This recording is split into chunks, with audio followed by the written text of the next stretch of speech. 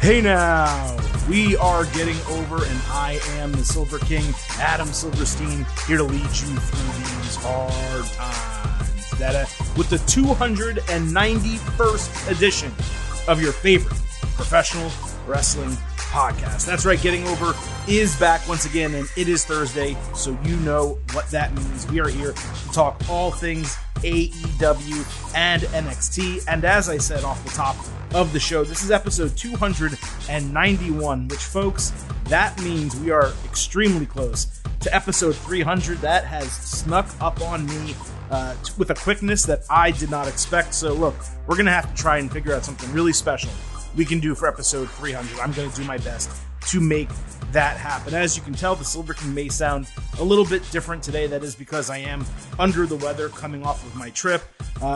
Things, we just can't get them right here, right now, right? Missing co-host on Tuesday. The Silver King's voice is messed up. Last week, not high quality audio, at least to our normal level, given I had to use a different microphone because I was on location. So look, the goal as of right now is for this upcoming Tuesday episode, the WWE episode, for everything to be back to normal. Let's hope we get there with nothing, at least as far as I'm concerned, more important than my health and my voice. But I would be remiss, folks, if I began any episode of Getting Over without our reminder that this show is all about Defy. So be sure to head over to Apple Podcasts and Spotify. Leave a 5-star rating for Getting Over on Apple. Also leave a review. Tell people why they should listen, why they should subscribe to this show. I did see that we got a few more 5-star reviews, or ratings, I should say, but they didn't come with reviews, so I can't necessarily read them. If those pop up, I will in future episodes. Be sure to read all 5-star reviews. Also, do not forget to follow us on Twitter at Getting Overcast. Not only can you participate in pre- and post-show polls ahead of and following pay-per-views, you can talk wrestling with us all week long. We shared the latest news. I try to be a little comical with GIFs and videos and things like that. And yeah, we just talk wrestling during all the major shows as well. So look, every reason in the world to follow us. So as you can tell, with a messed up voice, the Silver King clearly feeling under the weather, I don't want to waste a lot of time and get into this show. We're going to talk all things AEW and NXT. My normal note here at the beginning,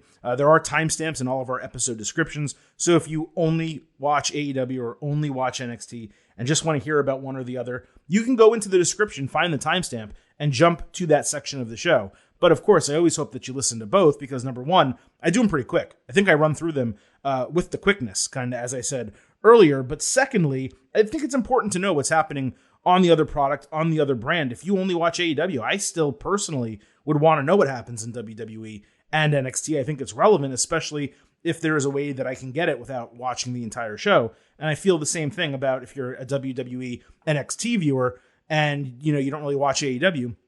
This is a really good way, as far as I believe, at least. Of course, I'm the one producing the content, to get you caught up with what's happening there pretty quickly. And that is certainly the goal here, with as much analysis and opinion as I can give. Real quick before we get into AEW and NXT, I thought the wrestling across both shows was notable for its quality this week. AEW in particular, from Dynamite to Rampage on Friday, we had that match with Jon Moxley and Wheeler Yuta. Absolutely fantastic wrestling. There were probably 3, 4, maybe even 5 4-star matches that AEW gave us over this past week. NXT certainly not the same in terms of star rating, at least the ones that the Silver King provides, but some really damn good wrestling on that show as well. Interesting storylines and a lot of things for us to discuss as NXT moves into its post-WrestleMania Stand and Deliver world. AEW certainly doing a long week of championship matches leading into the Battle of the Belt special on TNT. I believe that's Saturday night. And of course, AEW is still building towards its next pay-per-view, Double or Nothing. So this week we are going to start with AEW, and in a true rarity for this podcast, we're going to start with Rampage, at least 2 items from Rampage, before we move to Dynamite. So let's get to Rampage first. We had Bryan Danielson against Trent Beretta. William Regal was on commentary. Exciting back and forth action in the match. Bryan eventually countered Trent with a running knee. Then he added the Gotch pile driver before kicking in Trent's head and winning with an interesting jaw lock type of move. Really solid and entertaining match. I personally thought it was unspectacular. Like, You guys know I love Bryan Danielson. I'm going to grade any match he does, usually exceptionally high. I found this one to be run-of-the-mill. That's just my opinion. 3.25 stars and a B. But that is just to lead into the main event of Rampage, which was Jon Moxley against Wheeler Yuta. In the pre-match, Yuta said he was confident after winning the ROH Pure title. He said he was focused on earning Mox's respect. Mox said he was only focused on spilling Yuta's guts. Yuta bladed after being stomped into the steel steps early in the match. He had a full crimson mask that gushed until the final bell. Yuta splashed Mox through that random ringside table that's always there, then hit deadlift German suplexes and kicked Mox's head in. He had another splash inside for a near fall. Mox later bit the wound and caught Yuta flying with a paradigm shift for a 2.9 false finish. Yuta later put Mox in a bulldog choke, but Mox escaped, pounded his head, hit the regal knee, and another paradigm shift. And Yuta kicked out at 2 flat. Mox then put him to sleep in the bulldog choke for the win. After the match, Bryan and Regal came down. Regal extended his hand. Yuta then wrote BCC on his chest in blood, and Mox said the real work begins. So I think there's a really important distinction here that needs to be made when reviewing this match. There's a difference between a wrestler having a star-making moment and a match being great. This was absolutely a star-making moment for Wheeler Yuta, and it was extremely well done. Mox sold his ass off for this guy. But the reason this match was so hot was because there were a ton of hope spots for Yuta that popped the crowd. The last one in particular, kicking out at 2 flat after eating a second paradigm shift, to me as a viewer, was a little bit overdone and ridiculous. So I distinguish this as a 5-star moment, if we graded moments, but like a 4.25 star A match. Really good, but a better moment than a wrestling match. It was a great example of a wrestling company and wrestlers, Mox in particular here, making a star in a loss. So Yuta lost the match, but he was still made into a star. And it's something that WWE, unfortunately, fails to do usually at all, but definitely with any consistency. And then on Dynamite, just to follow up, Blackpool Combat Club was pumped to have a trios match against the Gun Club. That's going to happen on Rampage. So let's move over mostly to Dynamite, a couple other Rampage elements to throw in here. On Dynamite, the main event of the show was the Ring of Honor Television Championship. Minoru Suzuki, the champion, defending against Samoa Joe, his second match in AEW/Ring of Honor. TBS gave AEW an overrun that Tony Khan promoted for the show, saying, hey, we'll go over the 10 p.m. hour. And this match indeed did technically go. The match in the segment went beyond the 10 p.m. hour. They chopped each other beat red on the chest for nearly 5 minutes. Suzuki kept failing to hit the Gotch pile driver. Joe took Suzuki off the top rope with a muscle buster and got the win in 11 minutes. You know, it's a B match. Whether it's 3.5, 3.25 stars, you guys can argue about that. Great strong style action throughout. But AEW, once again, and they can't help themselves here, they interrupted a coronation immediately with post-match antics and didn't even let it breathe for 30 seconds, a minute, 2 minutes. Right after the bell, Jay Lethal opens up a gift, like a box that has a middle finger inside of it. So he's telling him F you. Then the lights go out. And when they come back on, Satnam Singh, a 7'3" basketball player who was drafted by the Dallas Mavericks in 2015 and never played for them, appeared in the ring. He and Lethal took down Joe, and Lethal hit Lethal Injection to end the show. I cannot stress enough how horrendous everything about this post-match was. Ruining Joe's title win on his second AEW appearance, using a lights out to reveal a complete unknown dude, putting a Ring of Honor title on the line in the main event, that was fine on its own, given the star power of Joe and Minoru Suzuki. But then running a shitty Ring of Honor angle on a promoted overrun for an AEW show after it was absolutely mind-numbing as far as I'm concerned. 0.0. Fucking 0! There was just no way that this was going to work. I don't know who came up with this idea, why they decided to do it in this spot. I mean, having Samoa Joe and Minoru Suzuki main eventing a TV show is such a big deal Why not let Joe get the win, celebrate, and then next week while he's celebrating, you do this exact same segment. You can even do it to start Dynamite next week if you want. This was just so poorly planned, and even worse, it was poorly executed. On Dynamite to open the show, we had CM Punk against Penta Oscuro. The crowd was really hot before the bell. Punk took Penta off the ropes with a Hurricanrana. Penta escaped the GTS. Then Punk got him in an Anaconda Vice, but he escaped that also. Punk hit a springboard clothesline and sold a knee. Penta caught his knee on a GTS. Punk then escaped the package pile driver and caught Penta in midair a bit later for a GTS and the win. Penta sold the GTS like death. It was an awesome sell. Fantastic match to open a TV show. Plenty of action. Great offense both ways. I wish Penta got a bit more offense on Punk. That would be my only minor gripe. I did go 4.25 stars and an A. If I rewatched it, maybe I'd be slightly lower, but this was really gripping and really entertaining. Penta, by the way, is now 3-5 in AEW singles matches on television since the start of 2020. Think about that for a second. Pentagon, like one of the, I don't want to say one of the best wrestlers in the world, but I don't know, one of the top 30 maybe wrestlers in the world, like an absolute juggernaut in terms of talent and athleticism. A guy who, when he signed with AEW, along with Kenny Omega, was like, wow, they got Pentagon and Kenny Omega. This guy is 3-5 in singles matches on television since 2020. That is absolutely crazy to me. We had an AEW Tag Team Championship match, Jurassic Express against Red Dragon. Express missed 2 consecutive dives outside, but put together some really good offense, with Luchasaurus doing a standing moonsault and a double chokeslam. Kyle O'Reilly hit a butterfly suplex into an assisted German for a near fall. Bobby Fish hit an avalanche Falcon Arrow on Jungle Boy, and they jumped over Luchasaurus, who O'Reilly had in a front chancery. It was a really cool spot and moment right there. A tornado DDT took Fish out, and the champions won with Thoracic Express. O'Reilly attacked with a chair immediately in the post-match, so FTR came out and held up their double titles, and that was it. FTR coming out, and I don't know what they were doing. Were they offering to put their titles on the line after the heels attacked the AEW champions after losing the match clean? It just didn't make a shred of sense to me, but all right, putting that aside, the match was really well wrestled, even with a lack of tagging. A worthy title match on TV. I went 4 stars and A- in terms of the match. We also had MJF fight Sean Dean for the second time. MJF couldn't unzip his jacket, which, by the way, he easily could have just taken off over his head. It was a ploy for an attack on Dean. 30 seconds in, camera showed security laid out backstage. MJF celebrated a move outside when Wardlow pulled off a mask to reveal himself in an AEW security shirt. Sean Spears hit him with a chair. Wardlow went to powerbomb him outside when security ran down.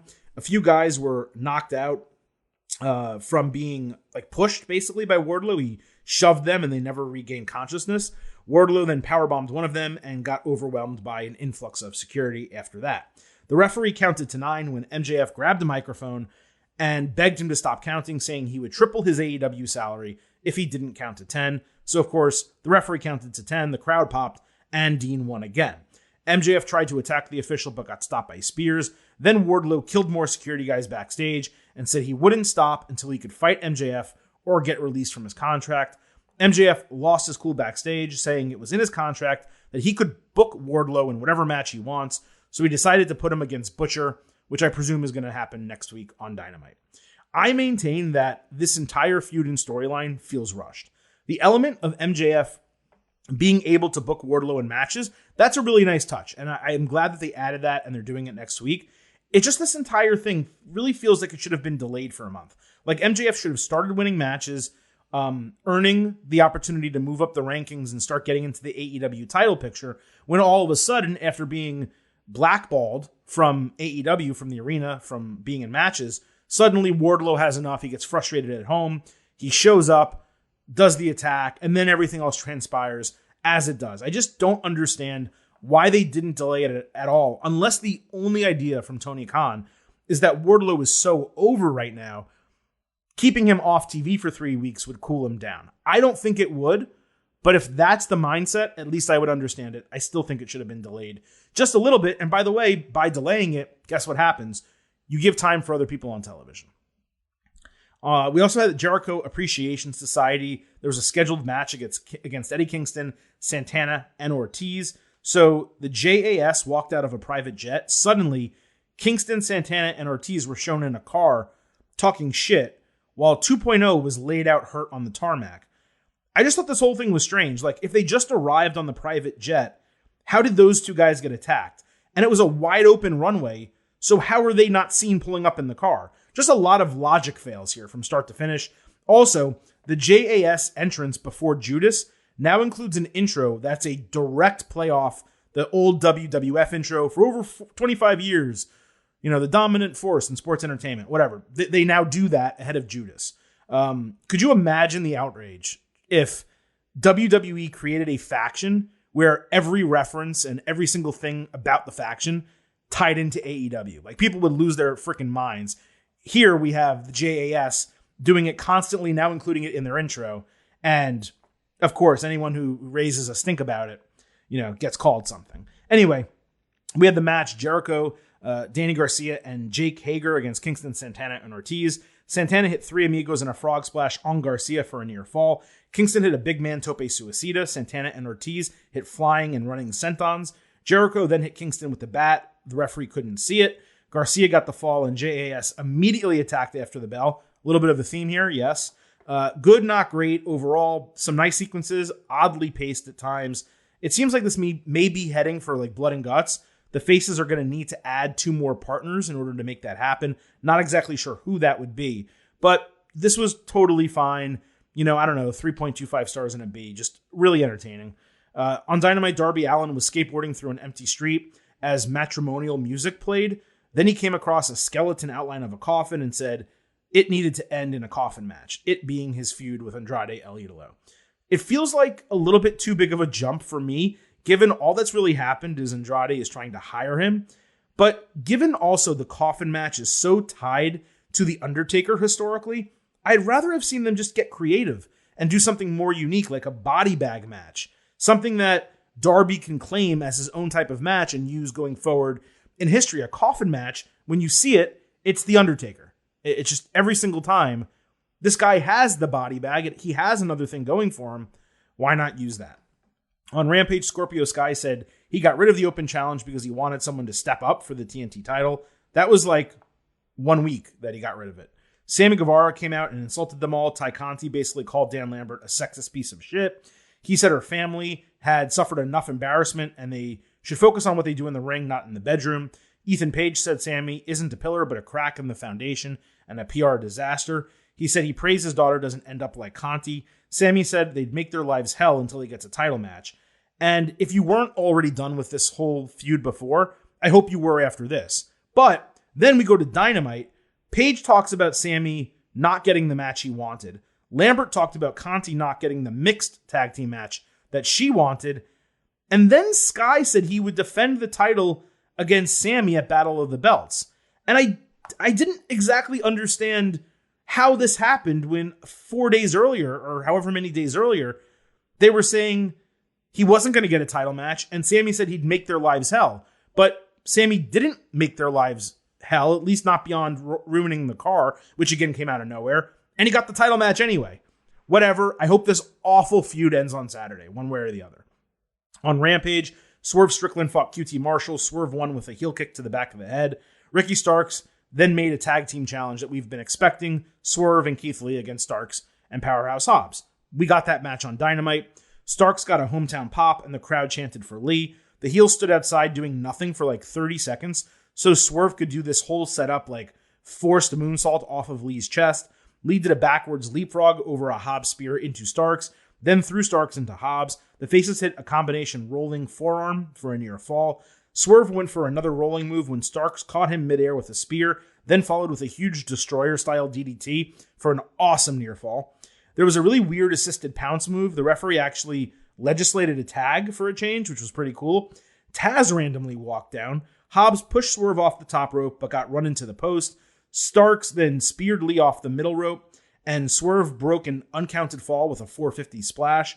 Taz eventually tripped Lee behind the referee's back, letting Hobbs hit a spinebuster and pin Keith Lee in the middle of the ring. It was really good to see all these guys on the A show for a change, and it was an absolutely fantastic match. I went 4 stars A- here. Given we never see Taz at ringside anymore, The finish to me was pretty obvious as soon as he came down. Debuting Swerve and Lee and already giving both of them losses to Team Taz, it's certainly a decision. Not a decision I would make, but a decision nonetheless. I do wonder if this is over or if they somehow run this back, do 2 singles matches, another tag team match. Not exactly sure. Very curious booking here, top to bottom. On Dynamite, Thunder Rosa was cutting a promo backstage when Vicky Guerrero and Nyla Rose interrupted with a cake to celebrate her short title reign. Rosa threw the cake in Nyla's face. Nyla accidentally hit Vicky and then destroyed Rosa into a road case. I think she had a line that she loves cake and violence, which the line on its own, hysterical, right? So credit to Nyla, who, by the way, is very funny and has a great Twitter account as well, for, injecting a funny line. But this, what I just presented to you, is your AEW Women's World Championship feud. And it's the first feud for Thunder Rosa after going ahead and finally winning the title off Britt Baker. It's got about as much chance of getting over as Orange Cassidy. It's just really not working. On Dynamite, Toni Storm and Jamie Hayter was made for the first round of the Owen tournament. Given the entire field for the tournament isn't set yet, I thought it was really weird to purposely schedule a first round match. Also, Storm Hayter feels like it should be a second or third round match. That's a huge fight. I don't know why you would just get rid of it in the first round of the tournament. That does not make a sense at all to me. Hayter cut a promo, Storm walked away. On Rampage, Red Velvet fought Willow Nightingale. Velvet hit a basement corkscrew kick for the win. On Dynamite, Marina Shafir fought Sky Blue. Red Velvet and Kiera Hogan were with the baddies in the crowd for some reason. Shafir did a really weird roll in a triangle-style submission. The crowd was absolutely dead for this match. And for good reason, too, because it was a random, crappy match with no build in the middle of a Dynamite with a super strong card that surrounded it. So AEW went all the way to build this awesome wrestling card. I should say awesome men's wrestling card. And then just threw in a really shitty women's match and gave fans no reason to want to see it, stay for it, do anything except for go to the bathroom during it. Very typical treatment of AEW women as secondary and unimportant. It may actually have been the worst televised match of the year for any brand. And that includes Vince McMahon versus Pat McAfee. Jade Cargill didn't take Shafir seriously while watching, so they didn't even sell that she's a real opponent for her. This whole thing absolutely sucked, and it's just a paradigm of the women's booking in AEW over the last few months. Absolutely dreadful, dreadful stuff. 0.0. I am pissed off. I'm pissed to the highest level of pissivity. And then lastly, on Rampage, Hook was in the locker room when suddenly a woman interviewer I've never seen before, I'm not saying she hasn't existed before, I've never seen her, asked him questions. He ate chips, walked away, and refused to be cursed by Danhausen. Tony Nese asked the same interviewer why he didn't get more respect. Mark Sterling came up and gave him his card. Yeah, suddenly Nese is going to be exciting because Mark Sterling is his agent. On Dynamite, Hook got confronted by both of them, and then Danhausen appeared in workout gear, and I think we're getting Hook versus Nese next week on Dynamite. It was not good, folks. I don't know exactly what they're doing. I'm not sure why I guess they're using Nese as enhancement, like to help Hook get over and giving him a good Dynamite match. That's fine, but it just kind of feels forced. The Danhausen bit being worked into the entire thing feels terribly forced. Why isn't this guy with best friends anymore? Why is he focused on Hook? Who is Danhausen and what's he about? We still don't know. It has not been explained to us on television. Sorry, it's a 0 for me. It's 0. So with AEW in the books, let's go ahead and move over to NXT, where again, there were multiple title matches on the show, just like AEW, and a mix of some really good wrestling, right? Not the same level of quality, but really good wrestling with some really questionable booking and storyline decisions. And we're going to get into all of that right now. So we'll start with the North American Championship. Cameron Grimes against Solo Sikoa. This opened the show, and it really started slow until Grimes said he respected Sikoa, but the Bloodline could kiss his ass. They talked about Bloodline in day ones on commentary numerous times in the match, but never actually mentioned Roman Reigns or the Usos. It's so strange the way NXT kind of makes references to family and things like that, but doesn't actually reference them, like for real, like address them directly. I don't understand why they do it, and they try to act like NXT is in some alternate universe on occasion, especially when you have Raw talent showing up on NXT and vice versa. I don't get it. Solo nailed his dad's running backside move into the corner for a near fall. Then Grimes hit a messy running Spanish crossbody for one of his own. My guess is Sikoa just couldn't do the flip the same as the others. Solo countered the cave-in directly into a Samoan drop for a 2.99 false finish. The crowd was on fire. Grimes stopped the Usos splash when Trick Williams ran in to pull Sikoa's leg. With the referee distracted, Sikoa then hit the Uso splash outside into Trick, and Grimes caught him coming back in the ring with Cave-In for the victory in 13 minutes. Carmelo Hayes then attacked Grimes after the bell, and a future tag team match was made obvious here. This was just such a classic, unnecessary WWE finish.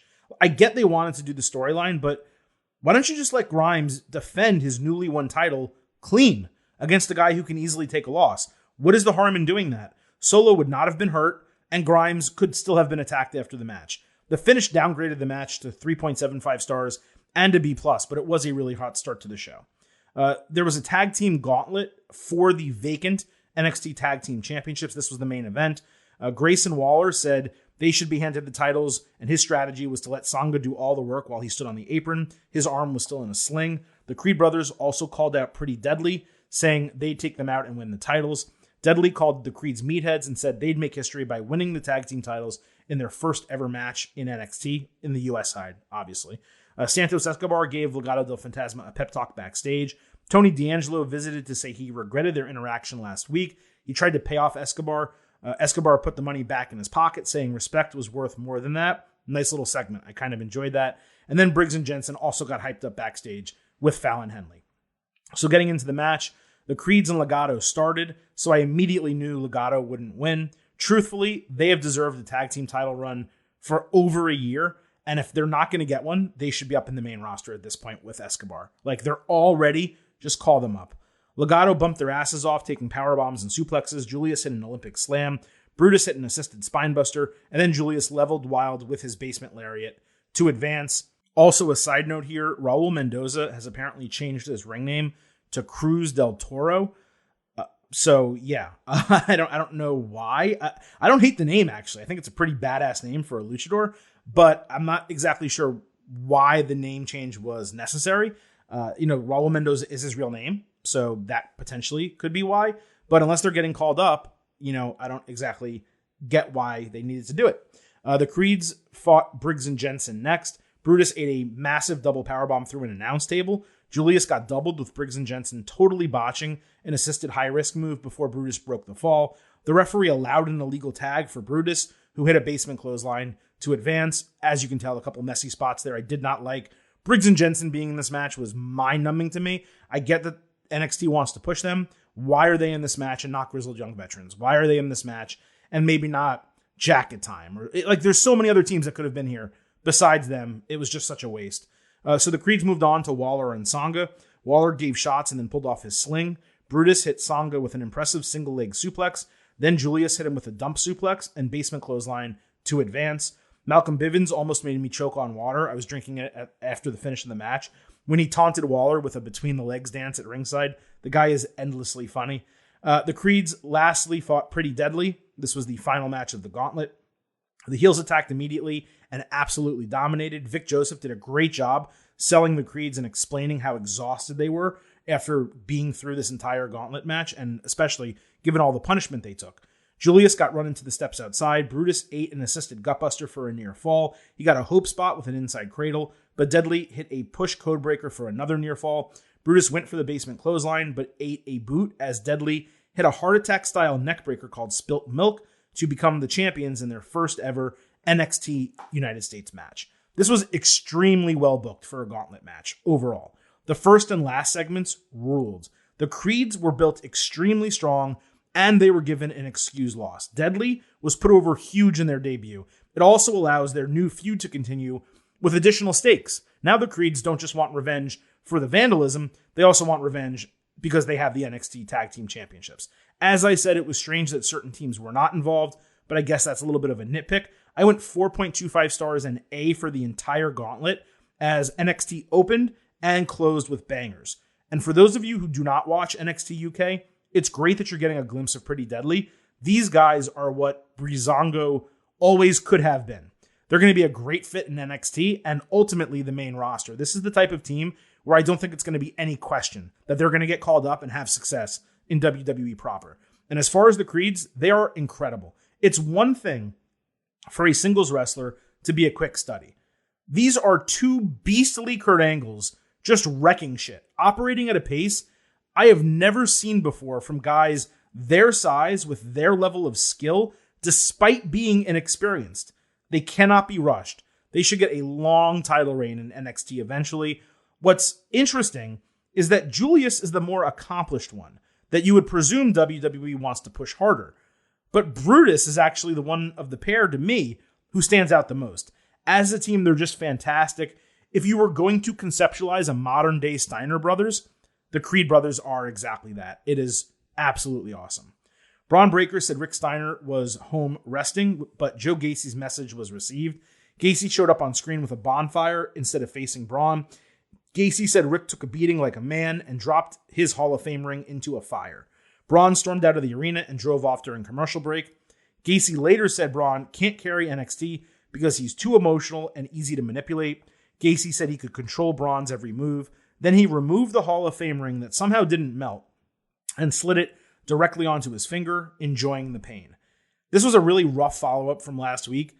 Gacy's second promo provided many of the answers I had coming out of the first promo, so I'm going to give this one more week to either sell me or not sell me, but I don't really love the direction this is going.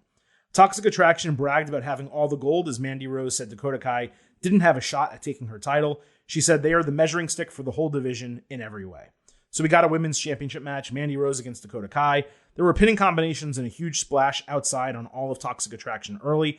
Mandy did do a cool inverted spinebuster, then later a regular one for a couple of near falls. But then Mandy really botched the chiropractor. The whole match was messy. They had negative chemistry together. Gigi Dolan distracted the referee. JC Jane got booted off the ring apron, and Kai ate a boot from Mandy for the title retention in 11 minutes. Wendy Chu then appeared with two huge water guns and sprayed the heels before running off. I don't even have a grade. It was just a really rough match. Given the finish here was identical to the North American title match, it's even more reason for the NA match to have ended clean, or at least ended differently. This one involving a group makes more sense to have a distraction finish. Anyway, another crushing loss for Dakota Kai fans. Rooting for her is just experiencing a heartbreaker after a heartbreaker. No singles title reigns, 2 women's tag team title reigns for a grand total of, 73 hours, and still in NXT and not on the main roster, even though she should already have been up on the main roster 6 months to a year ago. Please just call her up. One last thing. I have to believe that this Mandy Rose title reign is the worst in NXT history for the Women's Championship. Now, that's obviously not too surprising, given how many talented women's wrestlers were in this position before Mandy, but it's such a notable weak point of the show when there are so many talented women on the brand, yet it is Mandy Rose dominating with the championship. Speaking of the women, Cora Jade cut a promo about making her parents proud and coming really close to winning the title. She said she doesn't want but needs to be champion. Jade said it's not just some promo about redirecting her focus because the goal is the same. Her goal is to be champion. She called out a lot of her idols, including AJ Lee, which I thought was really cool. When suddenly Natalia's music hit, Natty got a huge ovation and even got holy shit chants from the crowd. Jade totally marked out for her. Natty said she loved her passion and then started legitimately crying, saying that Cora is the future of NXT. But the future is bleak. Natty slapped the shit out of her and locked in the sharpshooter. This was great stuff all around. Cora is still super green on the mic, but she did a pretty good job setting the stage, given her character was supposed to be nervous and marking out anyway. And Natty obviously knocked it out of the park. This is one of those feuds where I would book Natty to win and give her the respect, her being Cora, instead of Cora Jade beating Natalya, which just should not happen. There's really no harm in having Cora Jade take a loss, and it's probably unnecessary to have her win to get Cora more over. But as a moment, this was really good. You know, Natalya does a lot of like the cartoonish type of expressions and selling when it comes to heel turns and things like that. But the campiness of this entire thing, it actually, for me, worked because Cora was such a fan and because she was marking out to the degree that she marked out. Natty later walked through about 20 women who were hanging out in the NXT kitchen. Seriously, they were. It was so random, and I have no idea why they put them in a kitchen and not the locker room. But everyone stared at her and whispered under their breath until Tatum Paxley stepped up and said she wanted a shot to prove herself because no one else would give her one. Natty agreed. Aside from the location, it was continued great usage of Natty. I know many WWE fans are tired of her, but getting her down in NXT for a month, maybe 2 months, it feels fresh. And to me, on this episode, it was already paying off. Now, before the tag team gauntlet match, Indy Hartwell and Persia Pirotta continued their arguing and one-upsmanship. Then they came up with the idea, why are we arguing with each other? We're good friends. Our guys should team up together. They both said no, and then reluctantly agreed. And I just couldn't help but think, shouldn't the women be concerned about going after their own tag team championship instead of worrying about Dexter Lumis and Duke Hudson going after the men's tag team championship? Like, I didn't ever consider the guys teaming up given the depth of the NXT tag team division, but I guess it could be interesting, at least more interesting than the bullshit that we've gotten with these four over the last 6 weeks. So maybe it heads in a positive direction from here, but to this point, you guys know I've been very, very bearish on the entire thing. Von Wagner fought Ikemen Jiro. Wagner attacked Jacketime backstage and powerbombed Kushida into oblivion. They were supposed to have a match, but Robert Stone cut a promo saying we would never see them again. Jiro ran down. Anyway, he was injured. He took a shot and demanded a match. Wagner dominated, but Jiro hit a senton bomb. Stone distracted, giving Wagner an opening for a big boot and that fireman's carry neckbreaker he does for the win in 2 minutes and 15 seconds. Wagner again got distracted by Sophia Cromwell, who pointed to Jiro, so Wagner picked him up and threw him out of the ring into 10 dudes who were planted in the front row. The Cromwell stuff, I guess it's intriguing, but it feels like Stone is just always competing with someone else to be the manager for a wrestler or a group. It's the same old shit with Wagner every week. He remains unimpressive, and I'm just not buying what they're selling with him. Nikita Lyons sat down for an interview saying she didn't need to prove herself to Lash Legend, but WWE fans she was happy to prove herself to. Legend booted her ass and demanded to be interviewed next time. This felt like a storyline that probably should have been over after one match, but to be fair, that one match did over-deliver, so I don't necessarily hate them running it back. Also, the quick video, the camera angle of Legend booting Lyons off of her chair, it is hysterical. So go try to find that on Twitter. It's very, very funny. And lastly here, Zion Quinn fought Draco Anthony. Zion absolutely dominated. He had a rolling Death Valley driver and 3 running forearms for the win. I didn't have a problem with them making him look like a monster because this guy does seem to be the total package, but it was a waste of a match on this show when the time could have gone to something else. Also, given the running forearm is the finisher, I don't exactly know why he needed to hit 3 to beat a guy who at this point is an enhancement talent and basically a jobber on NXT. So just the whole booking and pacing of this match, I thought it was really strange. And that is really it for NXT. They've definitely developed some new storylines, some interesting stuff for us to kind of keep in mind when we tune in next week. At the same time, a lot of it fell flat. There's no clear number one contender for the women's championship. The number one contender for the men's championship, Joe Gacy, it kind of feels like it's been thrown together. And the number one contender for the North American championship is the last champion, who really should have moved on after having a nice championship reign. So, am I loving everything they're doing? I don't want to say yes, but at the same time, over the last 6 weeks or so, NXT it's really taken steps forward. It's improved in a pretty significant way. So I am interested to see what is going to be happening in NXT going forward. Given I am so under the weather, let's call it for this AEW and NXT edition of Getting Over. As I said earlier in the show, we will be back on Tuesday for our next WWE episode, talking all things SmackDown and Raw. Vintage Chris Vanini will be back joining me for that show. And of course, 1 week from today, same bat time, same bat channel, we will have our next AEW and NXT episode. On that show, we will talk about Battle of the Belts in addition to Dynamite and Rampage. Thank you all for listening once again. Do not forget that the Getting Over Wrestling podcast. So head on over to Apple Podcasts and Spotify. Leave a 5-star rating on Apple. Also leave a review. Let people know how much you love the show and why they should listen. Also, please do not forget to follow us on Twitter at GettingOverCast. podcast. That is it for today. The Silver King is now going to leave you with just 3 final words. Bye for now.